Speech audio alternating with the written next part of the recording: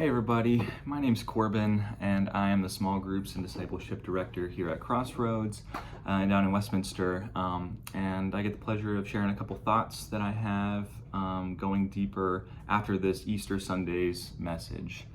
Kevin and Reed both did a great job. I had the pleasure of sitting in on listening to Kevin and just have a couple thoughts. So after hearing the message on Sunday, I was encouraged. Hearing about the devotion that Mary had for Jesus, anointing him, pouring oil on his head. She just seemed to be tuned in to something that others in the room really weren't. But I also was stopped in my tracks, thinking that in moments where faith seems to matter most, I'm actually more like the other guys in the room, needing a few extra hints, needing a little bit more nudges from Jesus for my light bulb to go off. And I'm probably more often than not missing the whole point entirely. But thankfully, as I'm reflecting, Jesus is really patient and really faithful to us and to me in those moments. And now I'm sitting here, it's Tuesday after Easter, the week following the resurrection, and I'm wondering, has the resurrection really sunk in for me? Have I paid attention? Am I like those disciples in the room that have missed the point? Do I feel, discouraged by things not going the way I expected still? Do I feel like I'm scattered?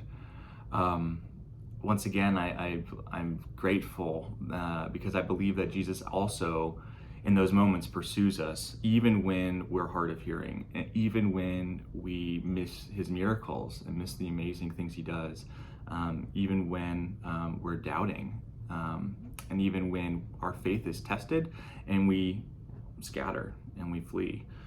So I was thinking, as I'm sitting in the week after Easter, what was going on for some of the disciples of Jesus after Easter, and the next interruption that they encounter is actually a good one. It's Jesus appearing to them. There's a couple different gospel accounts of what Jesus does next.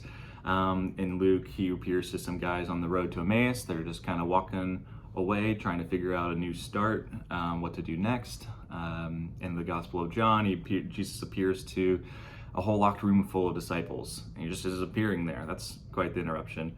And then in the book of Matthew, he just, appears out of nowhere. He's like, hey, what did I miss?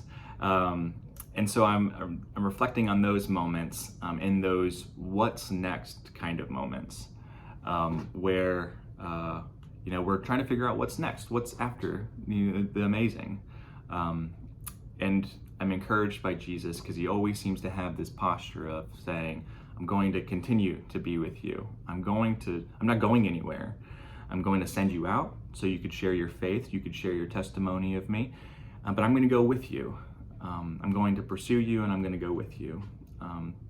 What an amazing Jesus we have that does that.